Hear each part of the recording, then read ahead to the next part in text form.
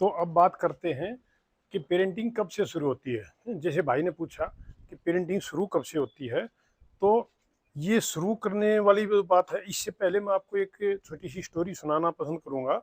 छत्रपति शिवाजी महाराज की स्टोरी। जब उनकी माता जीजाबाई जवान थी तो सुनते हैं उसी समय उन्होंने प्रण ले लिया था कि जब यहाँ मुगलों के अत्याचार बहुत ज़्यादा बढ़ गए थे हमारी प्रजा के ऊपर, तो उसी समय उन्होंने सोच लिया था, उन्होंने एक दिमाग में बिठा लिया था कि मैं एक ऐसे महान योद्धा को पैदा करूंगी, एक ऐसे बच्चे को जन्म दूंगी जो आगे चलकर मुगलों के अत्याचारों से भी मुक्ति दिलाएगा और हमारे साम्राज्य का नाम रोशन करेगा। और उन्होंने शादी की। शादी करने के बाद में जो गर्भ धारण किया, उसके बाद में उन्होंने ऐसे ऐसे सूरवीरों की कहानियां पढ़ी है, इस तरह का साहित्य पढ़ा है, और उस हिसाब से अपनी जो डाइट है, जो खान पान था है, जो रहन सहन था, उन सारे उसमें ऐसे ऐसे विचार उन्होंने रखे हैं अपने। ऐसी ऐसी कहानियां सुनी तो जिनसे बच्चे के जीवन पे बहुत ज़्यादा फर्क पड़ता है। जिस तरह से अभिमन्यु ने गर्भ में ही पूरी कहानी सुन ली थी वो चक्रव्यूह तोड़ने की, तो उसी तरीके से उन्होंने तैयार करना शुरू किया। फिर उसके बाद में जब वो बच्चा जन्म लिया है, छत्रपति शिवाजी जन्म लेने के बाद में फिर उसकी जो है गुरुकुल शिक्षा और जो संस्कारों की शिक्षा और उसके जो अस्त्र शस्त्रों की विद्या जो उसको दी गई है, वो फिर पैदा होने के बाद की। तो एक बहुत लंबी स्टोरी होती है। यदि आप एक स्पेशल किस्म का बच्चा चाहते हो तो ऐसा ही नहीं है कि कोई भी 2 दिन में या 4 दिन में, 2 साल 4 साल में ही मतलब कोई भी छत्रपति शिवाजी बन जाता है या कोई महाराणा प्रताप बन जाता है या विवेकानंद और सुभाष चंद्र बोस और भगत सिंह बन जाते हैं। उनके पीछे बहुत लंबी चौड़ी प्लानिंग होती है, बहुत लंबे चौड़े सोच विचार रखने पड़ते हैं, एक एक चीज़ का ख्याल रखना पड़ता है। तो अब बात आती है कि आपकी प्लानिंग क्या है। जिस तरह से हम बड़े बूढ़ों से पूछते हैं तो बहुत बार लोगों का जवाब ये होता है कि हमें तो ध्यान ही नहीं था इस बात का, बस पैदा हो गए और कर दिए, भाई सब कर रहे हैं तो हमने भी कर दिए। तो एक तो बात ये है कि सब कर रहे हैं इसलिए आपने भी कर दिए। दूसरी चीज़ ये होती है, कोई बोलता है कि हमने इसलिए कर दिया भाई आगे चल के जब हम बूढ़े हो जाएंगे तो हमारी सेवा करेगा।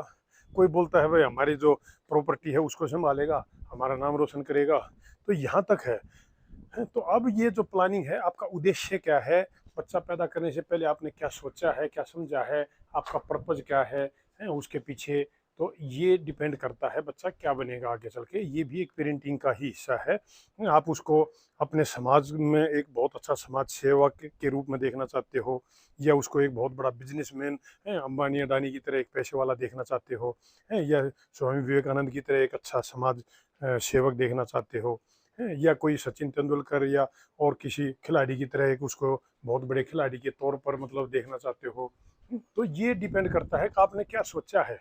फिर उसके बाद में जब वो माता के गर्भ धारण करने के बाद में उसकी फीडिंग क्या होती है, किस तरह से आपके विचार होते हैं, किस तरह की आप कहानियाँ सुनते हो, किस तरह की आप सीरियल टीवी सीरियल वगैरह देखते हो, किस तरह की मूवी देखते हो, किस तरह से बात करते हो, कितना गुस्सा करते हो, कितना आपके अंदर चिड़चिड़ापन आता है, कितनी आप एक पेशेंस के साथ बात करते हो, हैं? कितने एक बेईमानी वाले विचार आते हैं, कितने ईमानदारी वाले विचार आते हैं।